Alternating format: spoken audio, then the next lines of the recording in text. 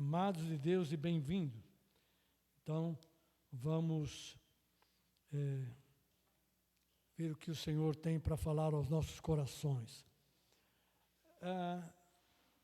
O grupo de louvor cantou há pouco aquele cântico que fala sobre Maranata, né? A Maranata é a expressão que diz: ora vem, Senhor Jesus. Estamos esperando a volta do Senhor, a promessa que Ele fez de voltar a esta terra, não para trazer a salvação, não para anunciar o reino, mas para reinar em definitivo, né? Então, o Senhor está nos céus, nós o aguardamos aqui na terra. Em breve Ele virá. E por causa disso, nós precisamos tomar uma atitude de forma constante. Nós precisamos buscar o Senhor, porque o Senhor não está aqui, fisicamente falando, né? Em seu corpo, né? O Senhor está nos céus, mas pelo seu Espírito está presente no nosso meio, está presente em toda a terra. Mas enquanto o Senhor não vem, a igreja precisa tomar dia a dia a postura e o desafio de ir até o Senhor, de buscar o Senhor em oração, em adoração. Jesus também disse, quando foi interpelado pelos fariseus, que disseram para Jesus: os seus discípulos não jejuam, não? Né? Eles tinham o hábito de jejuar ali, de uma forma religiosa, né? E os seus discípulos não jejuam, não? E Jesus disse: olha, porventura os convidados podem jejuar enquanto o noivo está presente? Quando o noivo está presente, é festa, é alegria. Mas haverá um tempo em que o noivo será retirado. Aí sim, eles vão jejuar. Nós estamos nesse tempo. O noivo não está presente. O noivo foi retirado. O noivo, Jesus, está nos céus.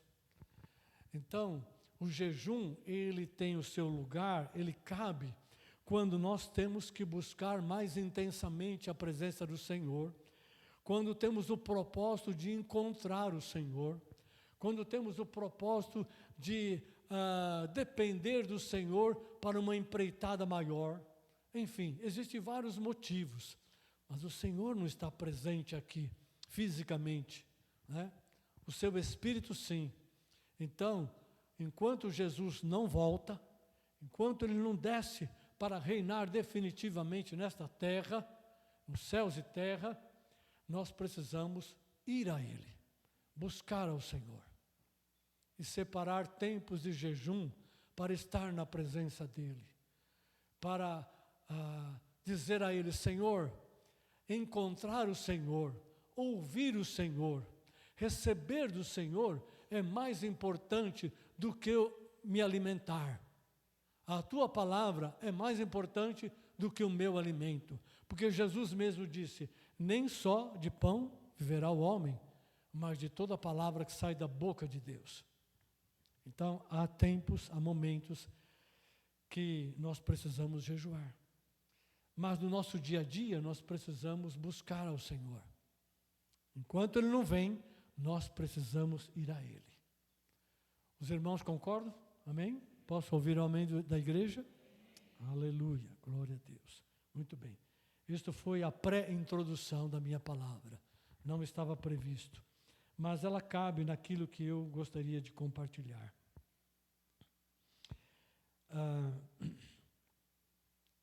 Nesses últimos domingos, nós tivemos a oportunidade de ouvir uma palavra através da Ana Lígia, entre outros que ministraram aqui, né? O Alan, a Tatiana, o Giel, enfim. Mas eu quero me reportar especificamente às duas palavras que a Ana Lígia teve a oportunidade de transmitir à igreja, né?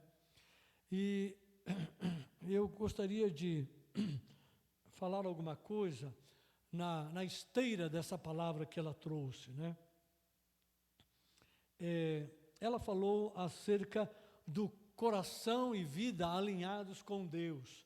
E usou o testemunho da vida de Ana, lá em 1 Samuel, capítulo 1, capítulo 2, e também continuou falando sobre isso, citando Davi, no Salmo 25 e no Salmo 84. Obviamente, eu não vou voltar àquilo que ela falou, mas eu quero ir além, mostrando algumas coisas importantes, né, que começou com a palavra dela, e eu vou dar uma certa continuidade, mas com um outro enfoque, né?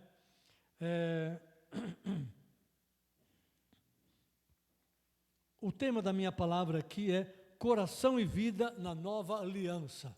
Esse é o tema que vai ficar no vídeo, na transmissão. Coração e vida na nova aliança. A Ana Lígia falou acerca de que Deus colocou um novo lugar para o seu povo. E para fazer isso, Ele trouxe uma aliança com esse povo, né? Davi conhecia isso, Ana também conhecia isso, né? Bem de perto. E com a nova aliança, Deus trouxe para o povo de Israel um encargo sacerdotal. Eles se tornariam um povo sacerdotal. Por quê? Porque Deus elegeu o povo de Israel entre todas as nações da terra, não porque era a maior ou era a melhor, mas porque Deus encontrou graça, ou aquele povo encontrou graça diante de Deus, né? E elegeu aquele povo para ser um povo sacerdotal, ou seja, um povo que ministrasse ao Senhor e ao mesmo tempo ministrasse a outras nações da parte de Deus. Deus queria alcançar toda a terra, queria alcançar todos os povos, e elegeu um povo acima dos outros para usá-lo na revelação da sua vontade, seu propósito, né? Na revelação de si mesmo. Por isso nós temos a Bíblia que temos aqui, não é? Nós temos essa Bíblia porque isto é revelação. Esta é a parte escrita, mas houve a revelação oral do conhecimento do Senhor, da vontade de Deus, e Deus escolheu o povo de Israel para ser o veículo dessa revelação, a ponto de ficar registrada, né?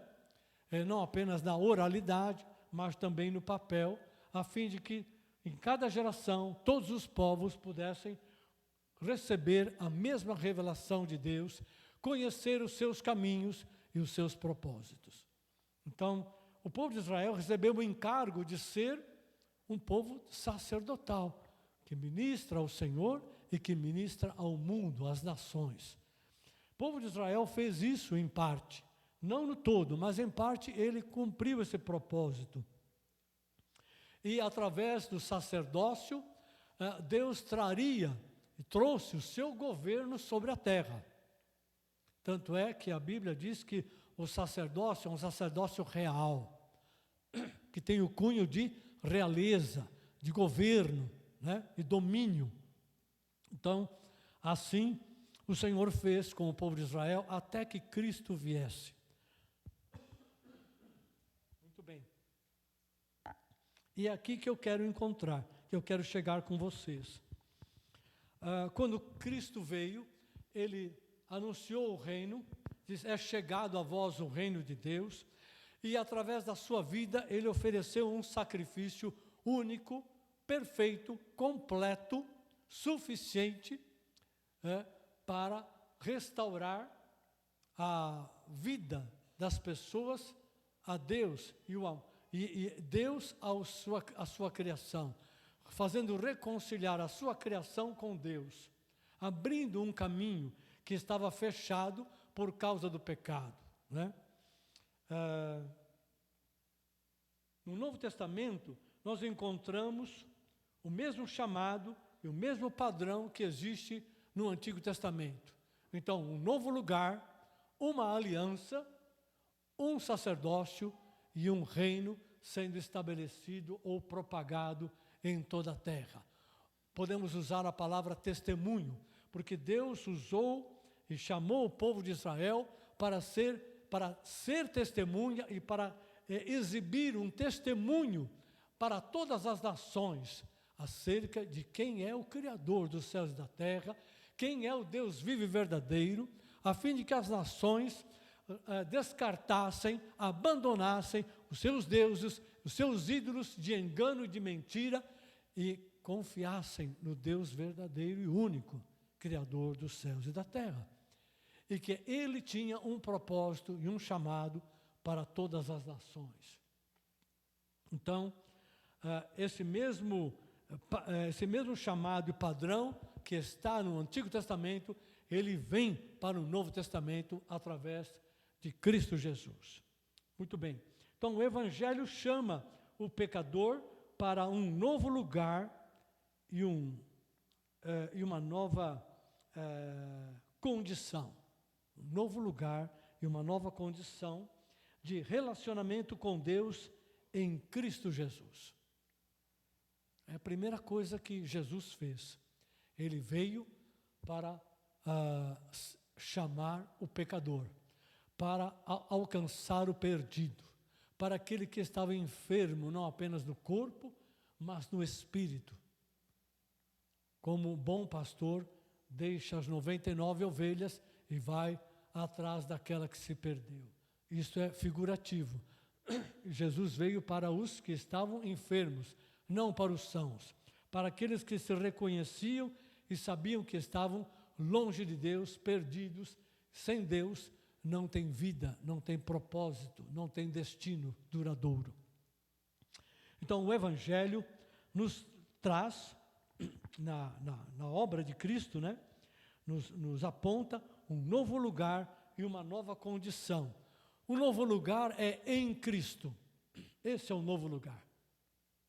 A condição é que nós deixamos de ser pecadores debaixo da ira de Deus para sermos pecadores debaixo da graça de Deus. Debaixo do amor, da misericórdia de Deus. E ali, desta forma, encontramos perdão, reconciliação, restauração a uma nova vida. E Deus nos recebe não como pecadores. Ele sabe que somos pecadores. Mas Ele recebe agora para nos colocar numa nova condição, como filhos e filhas de Deus, para servi-lo em sua vontade, em seu propósito. Então, há um novo lugar. Esse lugar é em Cristo, porque tudo isto só acontece por meio de Cristo, através de Cristo, da sua obra, né, do seu anúncio e do seu sacrifício, da sua ressurreição, né, e agora da sua exaltação como Senhor nos céus. Então, em Cristo, ganhamos uma nova condição. Quem crê no Evangelho e crê no sacrifício de Jesus, se torna participante de Cristo, é reconciliado com Deus e ganha uma nova condição de ser não mais pecador debaixo da ira, mas ser filho ou filha de Deus em Cristo Jesus. Amém? Glória a Deus. Então, esse é o primeiro ponto que eu quero colocar. Vamos mostrar isso rapidamente na palavra, para que você tenha uma base bíblica que você conhece, mas que talvez não esteja assim muito clara, né, na sua mente. Então, vou te ajudar. Para que você entenda isso, a palavra de Deus diz em Romanos capítulo 6, versículo 3, o seguinte: ou não sabeis que todos quantos fomos batizados em Cristo Jesus, ou em Jesus Cristo, fomos batizados na sua morte? O batismo sela a nossa conversão. Quem se converte, ou quem aceita Cristo como Senhor e Salvador, quem toma a decisão de abandonar este mundo e o seu próprio caminho, e seguir o caminho do Senhor, e entrar no reino de Deus, ele toma essa decisão por fé.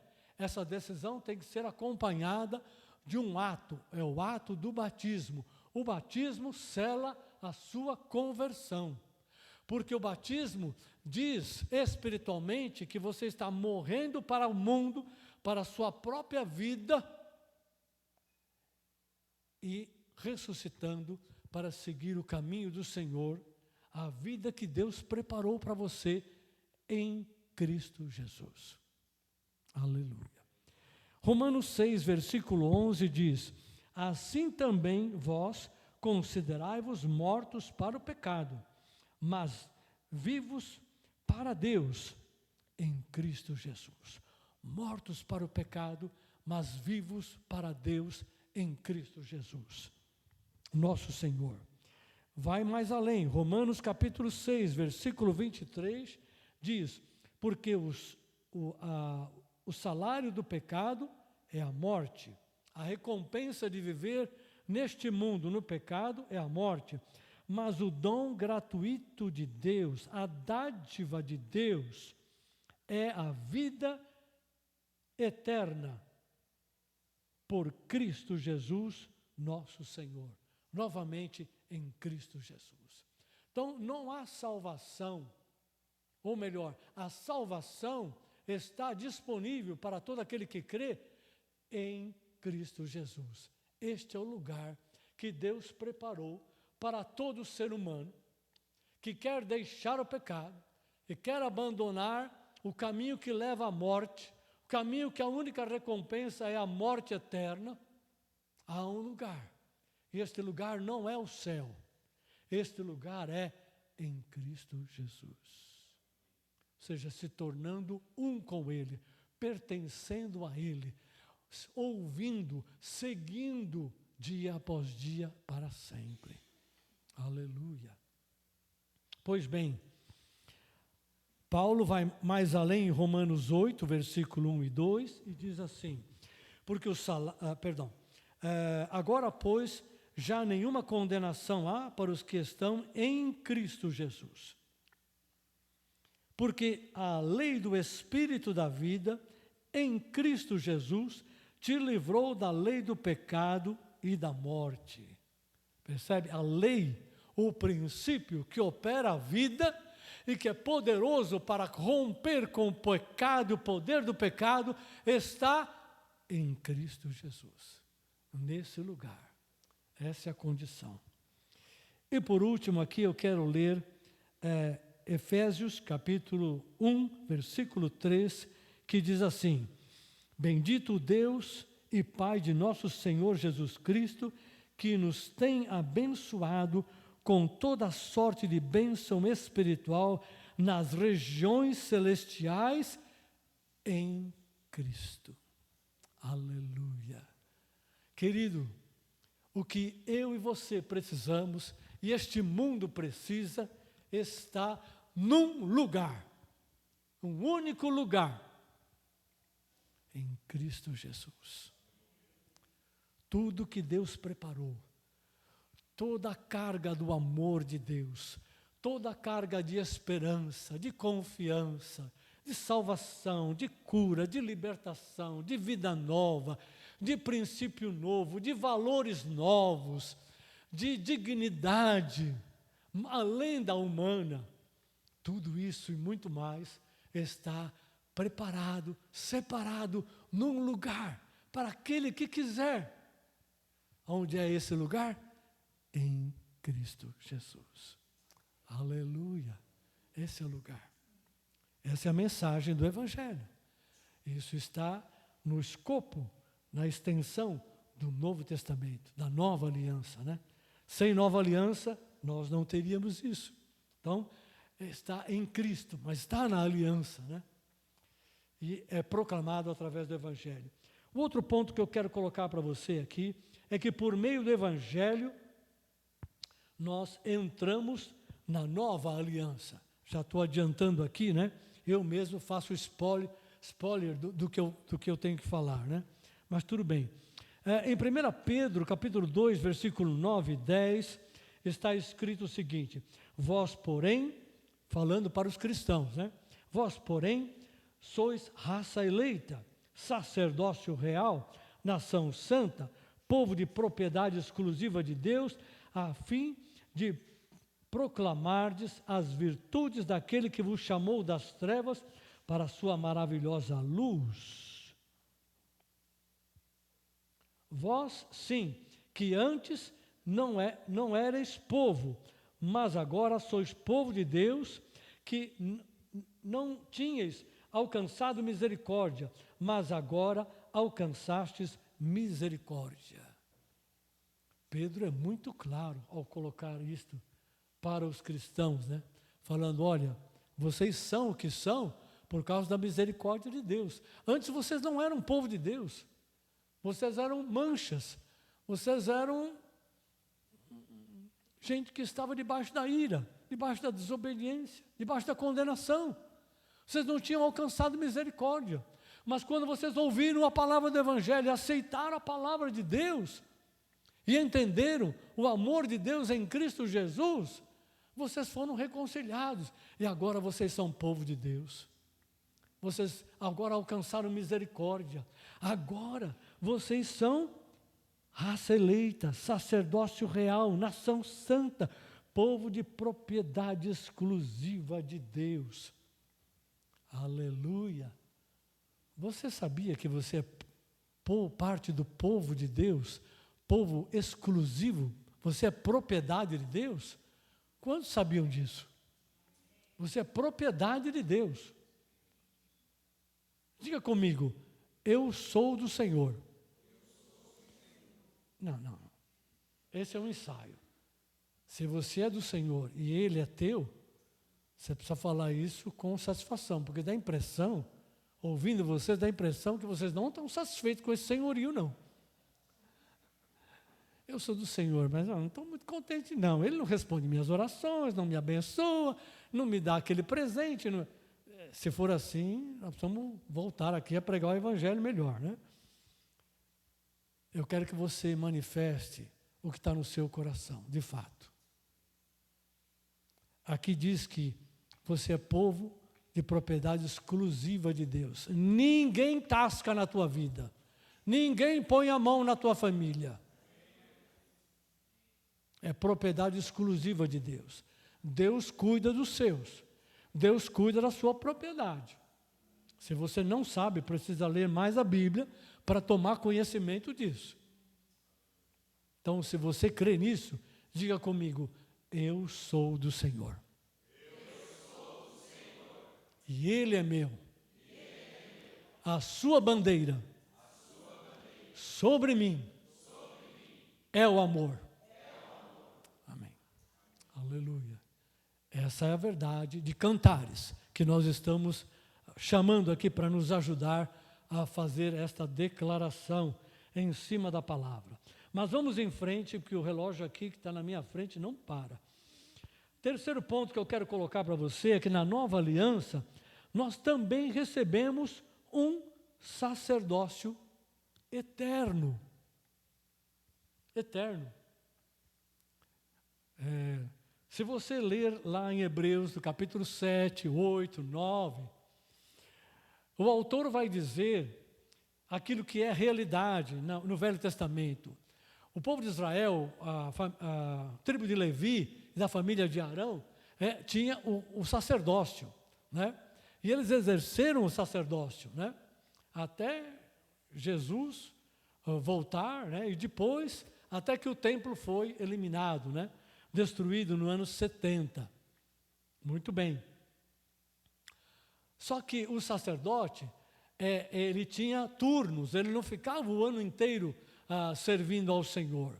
Eram turnos, né, de 15 dias. Cada turno tinha 15 dias. Ele ministrava lá no templo 15 dias, depois ele voltava para a sua casa, e uma nova equipe entrava e assim por diante. Porque havia muita gente, né? E tinha que distribuir isso numa escala ao longo de 360 dias, que é o ano lunar. Muito bem. Mas quando esse sacerdote morria, ou o sumo sacerdote morria, ele era, impedido de continuar. Ele não podia continuar, não é? Então, morreu. Tinha que ser substituído, ok? Então, a morte, que é o resultado do pecado, impedia que o sacerdócio exercido pela tribo de Levi fosse um sacerdócio eterno. Ok?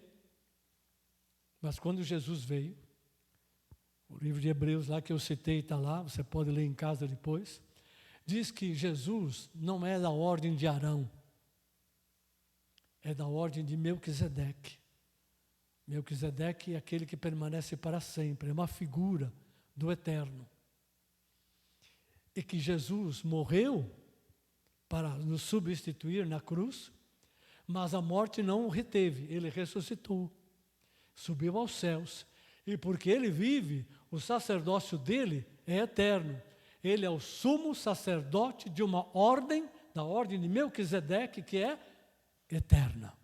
Porque Melquisedeque, como a figura que está lá no Velho Testamento, e é explicada também no livro de Hebreus, ele parece que vem sem genealogia, né? Não tem começo nem fim. Ele é eterno.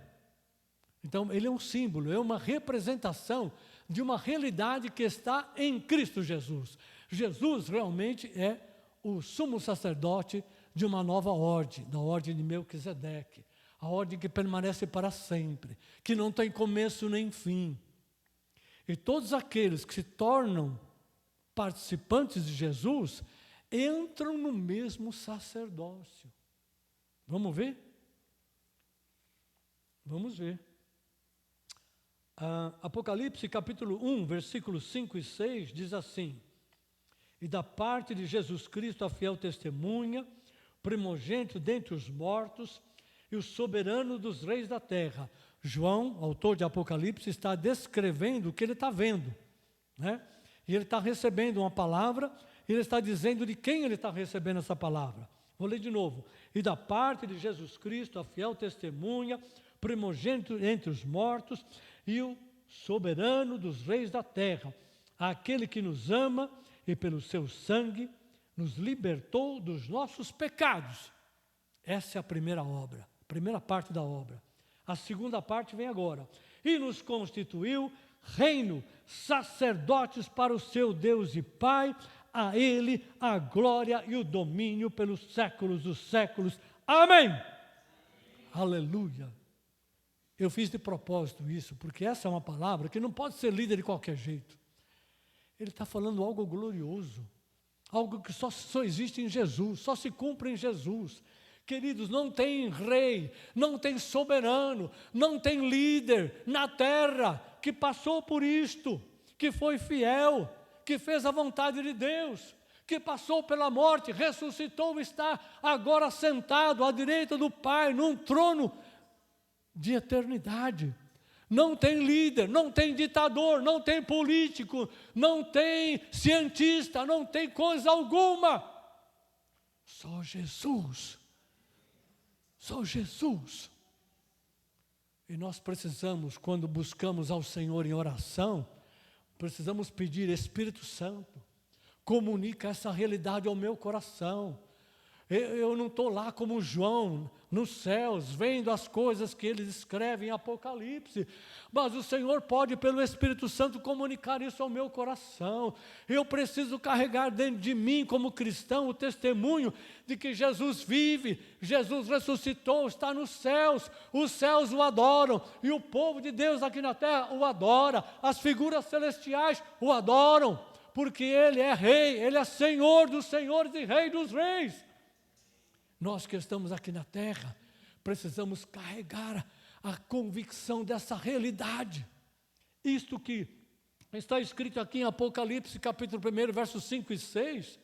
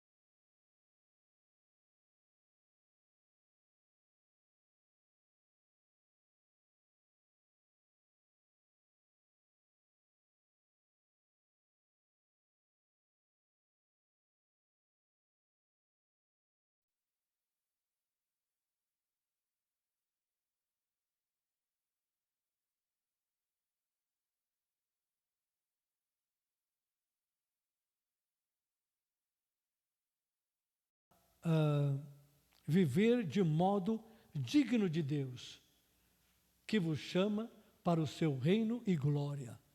1 Tessalonicenses 2,12. Deus nos chama para o seu reino e para a sua glória. Por isso nós temos que aprender a viver uma vida digna de Deus, digna da vontade dEle. Aleluia. Mais um ponto. O padrão para os que estão no reino em Cristo Jesus. Qual é o padrão? O padrão aqui é aquela métrica que a Ana Lígia citou na palavra dela, tá? O padrão de conduta, o padrão de vivência, né? O padrão para os que estão em Cristo Jesus. Quero ler para você aqui o texto de Colossenses, capítulo 3, versículo 1 a 3, que diz o seguinte: portanto, se fostes ressuscitados juntamente com Cristo, buscai as coisas do alto, onde Cristo vive, assentado à direita de Deus. Pensai nas coisas do alto, não nas que são da terra, porque morrestes e a vossa vida está oculta juntamente com Cristo em Deus. Eu li Colossenses 3, versículo 1 a 3, na versão Almeida, Revista e Atualizada. É aqui que eu quero parar, é aqui que eu quero chamar a sua atenção. Na versão King James,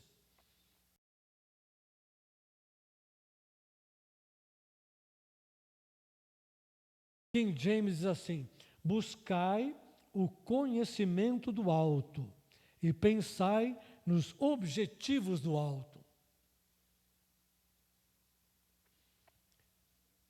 No Novo Testamento grego majoritário, diz assim: buscai o que está acima, considerai-vos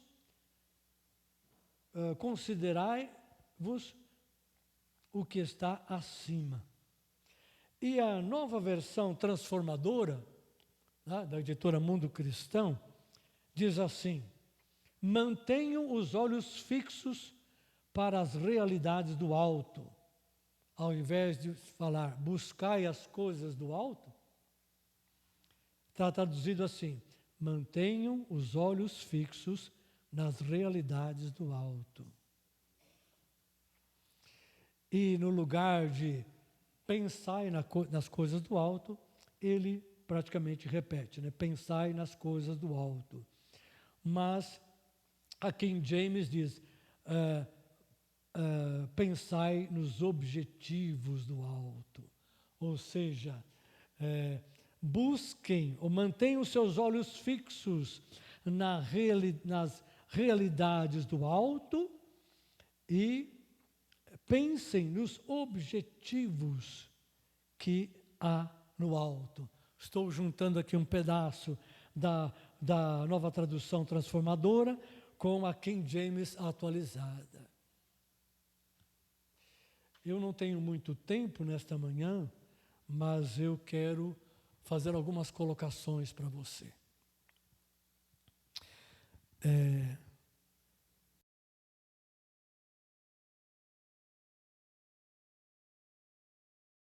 Da mesma forma como o povo de Israel foi chamado, nós também fomos chamados.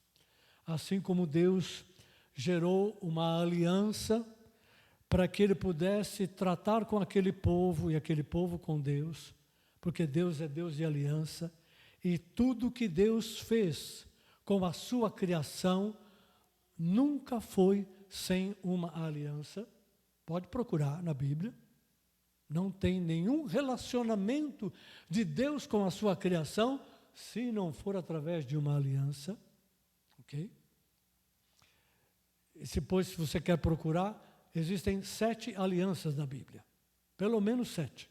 Você pode procurar, tá? Muito bem. Então, Deus fez aliança com o povo de Israel. Jesus estabeleceu uma aliança com o povo de Deus. não apenas com os judeus, mas com os gentios, com toda a criação. E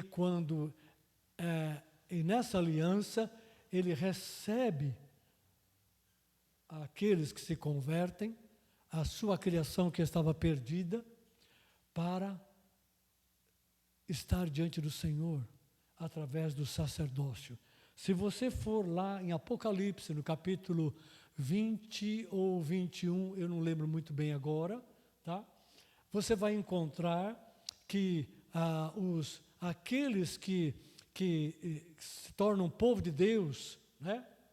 E que vivem para sempre com Ele, está lá descrito que eles se tornarão os sacerdotes de Cristo e os servirão para sempre.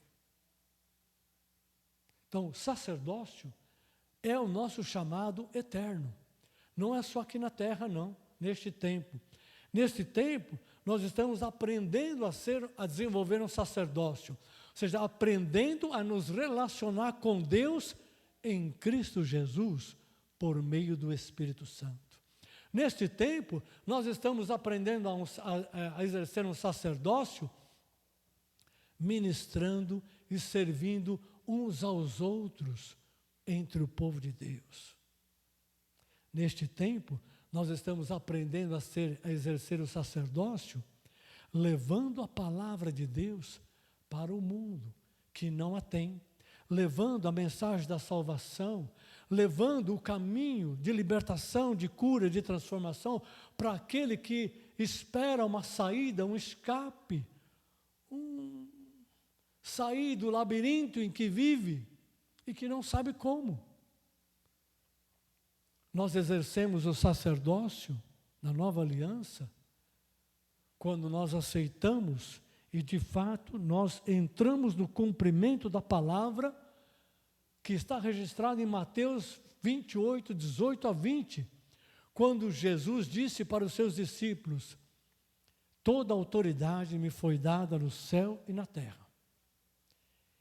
Ide, portanto, fazei discípulos de todas as nações, batizando-os em nome do Pai, do Filho e do Espírito Santo, e ensinando-os a guardar todas as coisas que eu vos tenho ensinado. E eis que eu estou convosco, não diz estarei, eis que eu estou convosco todos os dias até a consumação dos séculos. Essa obra, amados, faz parte do sacerdócio, faz parte da missão da igreja, é a parte da missão de Deus no mundo, resgatar a sua criação, é a parte da missão de Jesus que veio pelo envio do Pai para que anunciasse o reino, estabelecesse o reino, começasse a estabelecer o reino, manifestasse a palavra e o poder do reino, que está ali registrado em Isaías 61 e também em Lucas capítulo 5, quando ele abriu as escrituras da sinagoga e leu Isaías 61 e disse: hoje se cumpriu essa escritura. Jesus trouxe o que estava no antigo, prometido, para uma realidade no novo. E nós que estamos com Jesus e que estamos na nova aliança, temos a responsabilidade de manifestar esse testemunho aqui na terra, de espalhar esta realidade do reino em palavra e em poder. Mas onde nós encontramos essa palavra e esse poder, aonde nós aprendemos a fazer isso, aonde nós cultivamos um relacionamento com o nosso Deus e Pai, aonde nós conhecemos esse Jesus tão maravilhoso, que veio, se tornou homem, já é uma humilhação, o Deus eterno se tornar criatura, e ainda morrer numa cruz, como malfeitor, aonde nós vamos conhecer esse Jesus maravilhoso, que fez isto por nós, e não ficou retido na morte, mas subiu e está à direita do Pai, para nos justificar, quando nós nos arrependemos, quando nós cremos na palavra que é falada para nós, a palavra do Evangelho. E Jesus pode dizer ao Pai: Pai, aceita este, porque por ele eu morri também.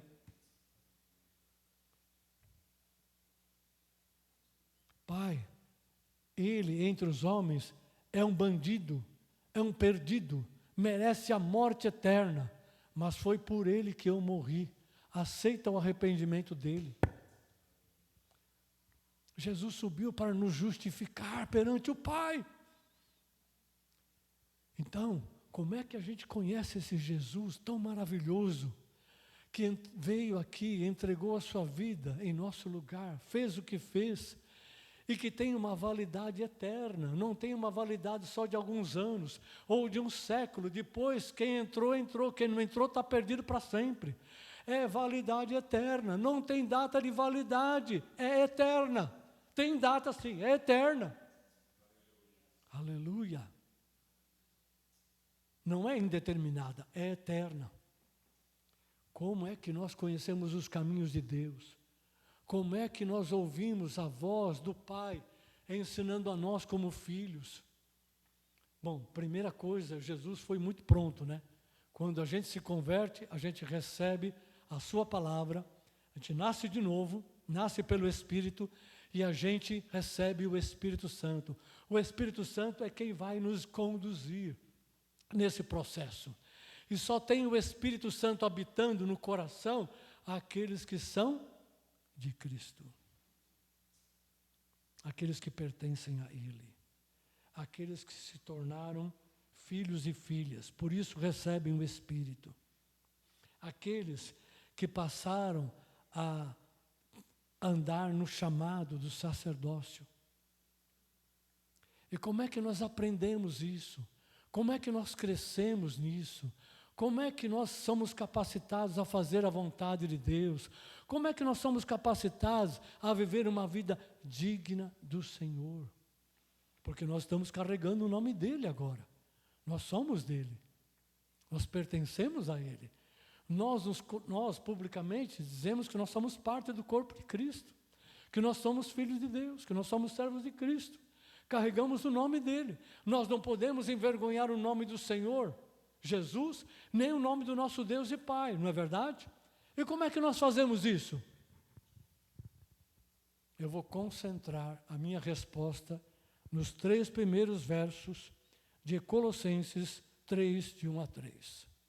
Nós fazemos isso, como está colocada nessas versões, buscando ou mantendo os nossos olhos fixos nas realidades do alto, onde Cristo está. E pensando nos objetivos do alto, que são o alto é o lugar onde Cristo está. Traduzindo em outras palavras, nós vamos viver como igreja, como família do Senhor, como servos e servas de Cristo. Nós vamos cumprir o chamado de Deus aqui na terra, não importa quantos anos a gente viva ainda, se nós tomarmos a postura, tomarmos a determinação de dia após dia, nos interessarmos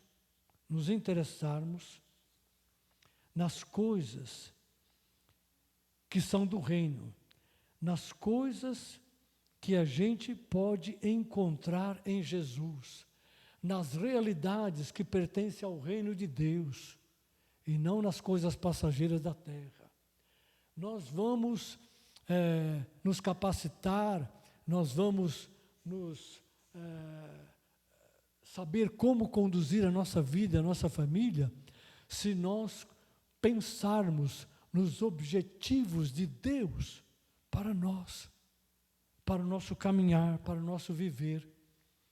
E essa mensagem ela não foi terminada, mas eu vou terminar aqui, porque meu relógio já são 12:00, e eu vou ler apenas 2 versos da palavra para você, como uma finalização desta mensagem.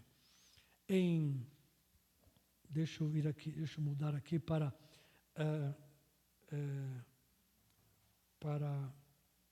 Provérbios capítulo 3, versos 5 e 6. Pega como uma orientação, com uma palavra específica para você, como eu estou pegando para mim. Na nova versão transformadora, diz assim: confie no Senhor de todo o coração. Não dependa do seu próprio entendimento. Se você não vai depender do seu próprio entendimento, o entendimento de quem você vai depender? Do Senhor. E como Ele te dá um entendimento novo? Através da palavra, através do Espírito Santo. Como você consegue isso? Buscando as coisas do alto e pensando nas realidades do reino em primeiro lugar. E não nas coisas desta terra que você já está abandonando, já abandonou. Verso 6. Busque a vontade dEle em tudo o que fizer. Eu diria, em tudo que você for falar. E Ele lhe mostrará o caminho que deve seguir. Eu li Provérbios, capítulo 3, versos 5 e 6, na nova versão transformadora, que está no aplicativo da Bíblia. Você pode também, se quiser, comprar a Bíblia da editora Mundo Cristão, não importa. Aleluia, glória a Deus. É isso, amados. Eu me propus aqui a mostrar para você que o caminho que está lá, as coisas que a Ana Lígia falou aqui, enfatizou, no sentido de ter coração e vida alinhado com Deus, nós precisamos ter o nosso coração e vida alinhado no Espírito. O Espírito de Cristo. E uma vez alinhado no Espírito, está alinhado com o próprio Jesus, está alinhado com o Pai, está alinhado com os planos de Deus no presente e na eternidade. É isso que você gostaria? É isso que você quer viver? Deus está te chamando para isso. Você e a sua família, não é só você não. Não seja ganancioso, não queira essa bênção só para você. Não seja mesquinho, reparta essa bênção para outros, a começar dos seus filhos, a começar daqueles que vivem com você no mesmo lar. Aleluia, glória a Deus. Vamos ficar em pé, quero convidar você a ficar em pé. Nós vamos orar para que o Espírito Santo continue a falar aos nossos corações, porque isso não acabou. Eu sei que o Espírito Santo vai continuar a tratar conosco, né? A revelar mais. Põe a cara nessa palavra. Nós vamos liberar já hoje o resumo dessa palavra, tá? E você vai trabalhando isso. Vai orando esta semana, mesmo antes da reunião do grupo de comunhão. Fala: Senhor, fala comigo através da Tua palavra. Se for necessário, ouça novamente as ministrações que a Lígia ministrou nos domingos passados. Pois ouça esta ministração novamente. Fala: querido Espírito Santo, fala comigo, trata comigo. Eu quero entrar no propósito do Senhor, não quero ficar na beirada, muito menos fora do caminho. Eu quero ficar no centro da Tua vontade. O centro da Tua vontade é o Teu chamado. Jesus morreu por mim, ressuscitou por mim, para que a Tua vontade se cumprisse, para que eu fosse alcançado. Agora eu vou ficar na beirada, ou vou ficar fora, ou quando me convém eu fico dentro, quando não me convém ou eu não gosto eu fico fora. Será que vai ser assim? Não pode ser assim. Nós temos que estar fechados com Deus e não abrir para o mundo. Aleluia. Feche os seus olhos nesta hora. Coloque o seu coração diante do Senhor.